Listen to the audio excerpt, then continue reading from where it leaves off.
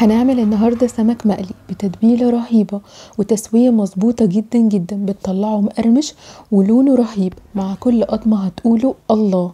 اول حاجة بعمل التتبيلة، هجيب الكبة واحط فيها راس من الثوم وفلفلة رومي خضراء وفلفلة رومي حمراء، واحط كمان فلفل حراق. انا هحط نص واحد بس، انتوا حطوا اللي على ذوقكم، يعني لو مش حابين هو اختياري. في الاخر عصير ليمونتين وعود من الكرفس، وده مهم جدا جدا في تتبيله الاسماك او في اي بحريات زي ما اتفقنا قبل كده.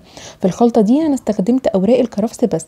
معلقه كبيره بقى من الملح، معلقه كبيره من الكمون، ومعلقه كمان كبيره من الكزبره الناشفه، واخلطهم في الكبه كويس جدا جدا لحد ما يبقوا بالقوام ده، قطع صغيره جدا لكن مش معجون. هجيب بقى السمك اللي عندي وهتبله بالخلطه الرهيبه بتاعتنا، من بطن السمكه من جوه، وكمان من عند راس السمكه، وكمان من بره. انا ما عملتلهاش فتحات من بره عشان السمكه صغيره فمش محتاجه. هعمل بقى خليط التغطيه، كوبايتين من الدقيق وعليهم نص كوبايه من النشا ورشه من الملح ورشه من الكمون ومعلقه صغيره من البيكنج باودر، وده بتساعد مع النشا على قرمشه السمك وكمان بتخليه ما يشربش زيت.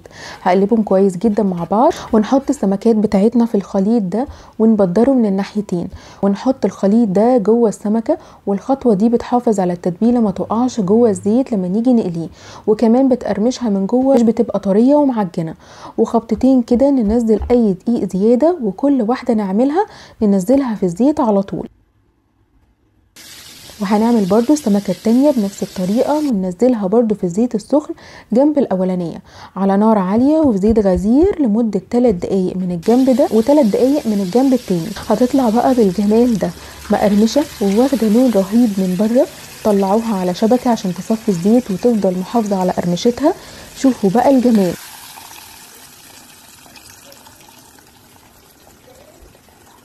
سامعين القرمشة؟